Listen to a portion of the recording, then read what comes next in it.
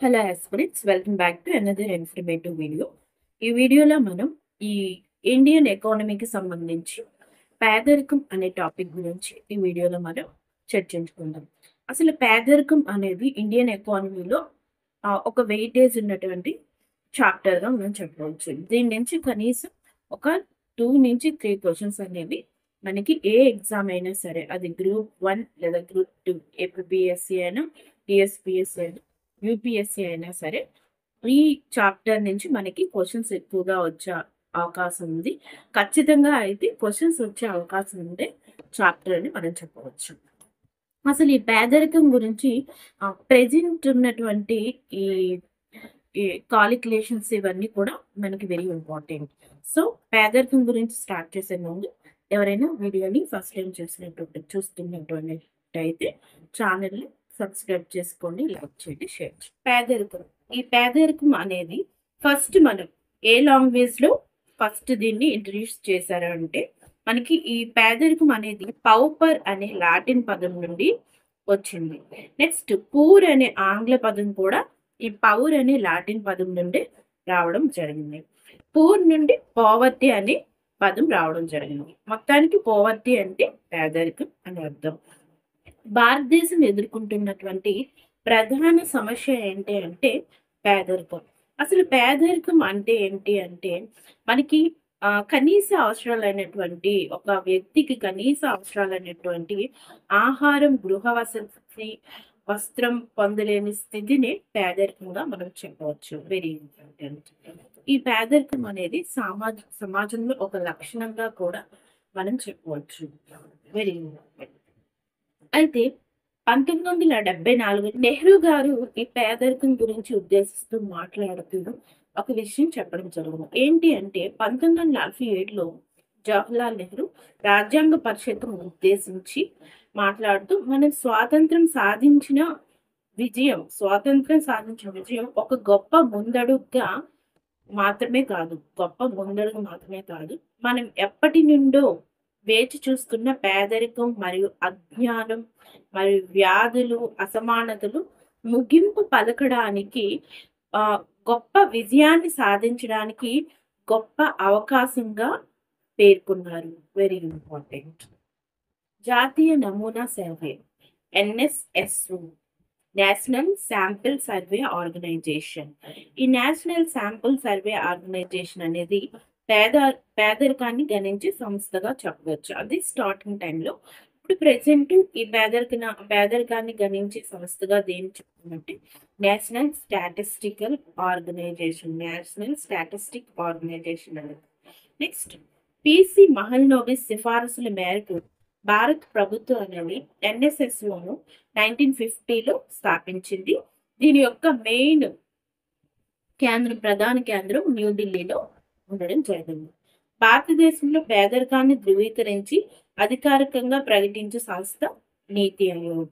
అధికారికంగా ప్రకటించేది నీతి ఆయోగ్ అయితే, గణించేది national statistic organisation. Present, ఇంతకు ముందు అయితే అధికారికంగా ధృవీకరించేది మనకి ప్రణాళికా సంఘం. ఫస్ట్ నీతి ఆయోగ్ ఏర్పడక ముందు ప్రణాళిక సంఘం అనేది మనకి అధికారికంగా ప్రకటించేది. పేదరికాన్ని సాధారణంగా ప్రతి 5 సంవత్సరాలకు ఒకసారి లెక్కిస్తారు. భారతదేశంలో పేదల సంఖ్యను దారిద్ర్య రేఖ ఆధారంగా మనకి నిర్ధారిస్తారు. పేదరిక స్థాయిలో తగ్గుదల, ఉద్యోగతుల్లో పెరుగుదల, ఆర్థిక రకమైన సూచిక అనేది, అంటే పేదరికం అనేది ఒక సూచికగా మనకి ఉపయోగపడుతుంది. ఎన్ఎస్ఎస్ఓ 3 పద్ధతుల ద్వారా పేదరికం లెక్కిస్తుంది. కానీ లెక్కించే పద్ధతులు ఏంటి అంటే, మనకి ఫస్ట్ పద్ధతి ఏమో యుఆర్పి, యూనిఫామ్ రిఫరెన్స్ పీరియడ్. సగటు ఒక నెలకు ఒక వ్యక్తి ఆహార వినియోగం, ఒక నెలలో ఒక వ్యక్తి తీసుకునేటువంటి ఆహార వినియోగం, అంటే అతను తీసుకునే ఆహారంలో ప్రోటీన్స్, ఐరన్, ఇలా పోషకాహారం తీసుకుంటున్నారా లేదా, అసలు ఆహారం అనేది అతనికి అందుతుందా లేదా, ఈ బేసిక్స్ మీద మనకి కాలిక్యులేట్ చేయడం జరుగుతుంది. ఈ యుఆర్పి అనే పద్ధతి లగ్దావాలా కొలమాన పద్ధతి ద్వారా పోలి ఉంటుంది. లగ్దావాలా కొలమాన పద్ధతిని పోలి ఉంటుంది. వెరీ ఇంపార్టెంట్, గుర్తుపెట్టుకోవాలి. నెక్స్ట్ మనకి ఎంఆర్పి పద్ధతి. ఎంఆర్పి పద్ధతి అంటే మిక్స్డ్ రిఫరెన్స్ పీరియడ్. ఈ మిక్స్డ్ రిఫరెన్స్ పీరియడ్ అనే పద్ధతిలో ఆహారంతో పాటు ఇతర కనీస 5 అంశాలకు ఒక సంవత్సరంలో చేయు వ్యయం. అంటే ఆ ఇతర అంశాలు ఏంటి అంటే విద్య, వైద్యం, వస్త్రాలు, పాదరక్షలు, గృహ అవసరాలకు కనీస వస్తువులు. అంటే మనం ఉపయోగించుకోవడానికి ఒక ఇంట్లో కనీస అవసరాలకు ఉపయోగపడే వస్తువులకు సంబంధించి మనం వ్యయం అనేది, ఖర్చు అనేది పెట్టగలుగుతున్నామా లేదా అనేది దృష్టిలో పెట్టుకొని చేసి లెక్కించే పద్ధతి. అయితే ఈ సురేష్ టెండూల్కర్ కొలమానం పద్ధతిని ఈ ఎంఆర్పి పద్ధతి అనేది ఉండడం జరుగుతుంది. సురేష్ టెండూల్కర్ ఇచ్చినటువంటి పద్ధతిని పోలి ఈ పద్ధతి ఉంటుంది. ఈ సురేష్ టెండూల్కర్ పద్ధతి, లాగ్దావాలా పద్ధతి అన్ని మనం నెక్స్ట్ క్లాసెస్ లో చెప్పుకోవడానికి ట్రై చేద్దాం. మూడవది ఎంఎంఆర్పి, మోడిఫైడ్ మిక్స్డ్ రిఫరెన్స్ పీరియడ్. ఒక ఇంటిలో, ఒక గృహంలో మన ఆహార అవసరాలే కాకుండా మరియు గృహానికి అవసరమైన కనీస అవసరాలే కాకుండా ఇతర అవసరాలు అంటే ఏంటి? ఇతర అవసరాలు వంట నూనె, మాంసం, కోడిగుడ్లు.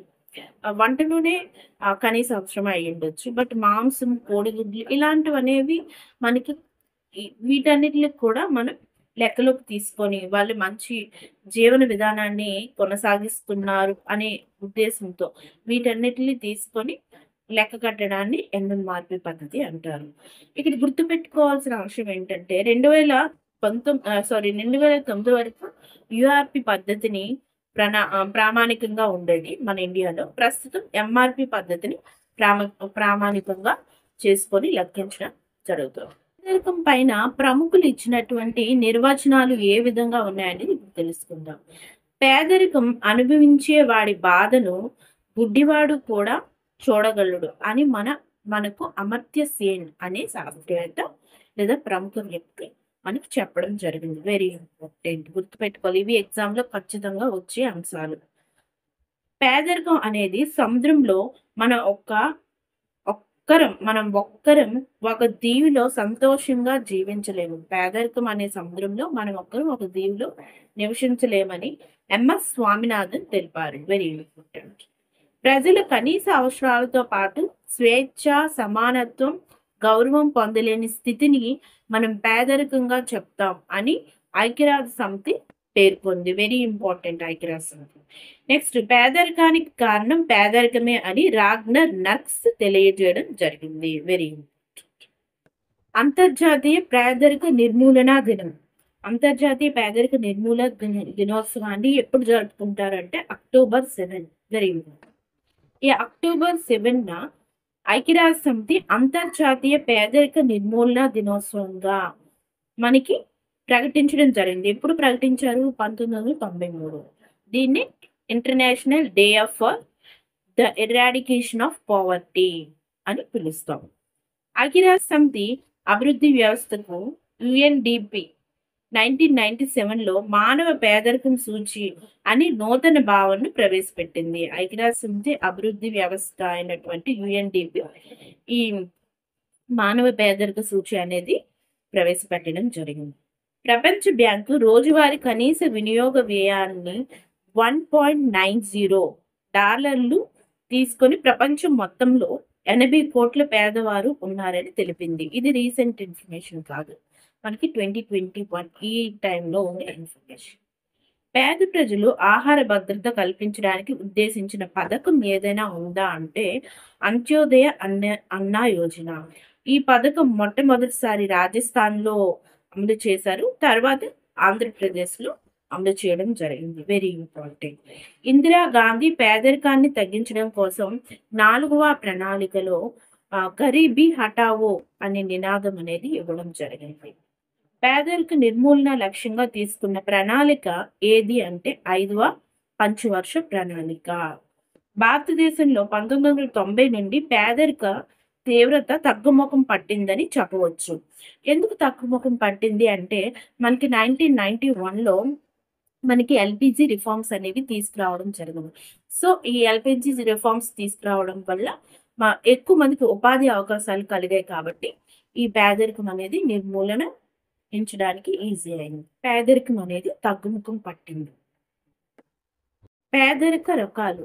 కనీస సౌకర్యాలను కూడా పొందలేని స్థితిని పేదరికంగా మనం గుర్తిస్తామని చెప్పాం. అయితే ఈ అసలు ఈ పేదరికమును ప్రధానంగా ఎన్ని రకాలుగా విభజిస్తారంటే 2 రకాలుగా వర్గీకరిస్తారు. అవి ఏంటి? ఒకటి నిరపేక్ష పేదరికం. ఒక వ్యక్తి కనీస అవసరాలైనటువంటి ఆహారం, గృహ వసతి, వస్త్రం పొందలేని స్థితిని నిరపేక్ష పేదరికంగా చెప్పవచ్చు. ఇది వెనుకబడినటువంటి లేదా వెనుకబడిన మరియు అభివృద్ధి చెందుతున్న దేశాల్లో ఎక్కువగా కనిపిస్తుంది. అంటే అభివృద్ధి చెందిన దేశాల్లో కూడా ఉంటుంది.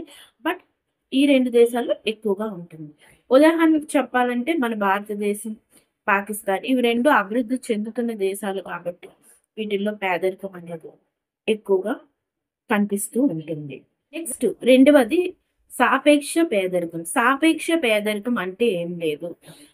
అధిక ఆదాయం ఉన్న వారితో తక్కువ ఆదాయం ఉన్న వారిని పోల్చి చెప్పడం. అంటే వాళ్ళు అధిక ఆదాయం ఉన్నటువంటి వ్యక్తులు తీసుకునే ఆహారం, వస్త్రం, వాళ్ళ యొక్క ఇంటి సౌకర్యాలు వీటిని దృష్టిలో పెట్టుకొని మిగతా ప్రజలను పోల్చి చెప్పేటప్పుడు ఉపయోగించే పదాన్ని సాపేక్ష పేదరికం అంటారు. దీన్ని లారెంజ్ వక్రరేఖ గిని సూచి అంటారు. దీని ద్వారా కొలుస్తారు. Very important. ఇది అభివృద్ధి చెందిన దేశాల్లో ఎక్కువగా కనిపిస్తుంది. అభివృద్ధి చెందిన దేశాల్లో బాగా సంపాదించిన వాళ్ళు మాక్సిమం అందరూ వాళ్ళే ఉంటారు. ఆ టైంలో కొంతమంది ఎక్కువ వాళ్ళ అవసరాలకి ఎక్కువ ప్రయారిటీ ఇస్తారు, కొంతమంది తక్కువ ప్రయారిటీ ఇస్తారు. అమెరికా, యునైటెడ్ కింగ్డమ్ జీవన ప్రమాణ స్థాయిని పోల్చి చెప్తే పేదరికం అనేది సాపేక్ష పేదరికంగా మనం చెప్పాలి.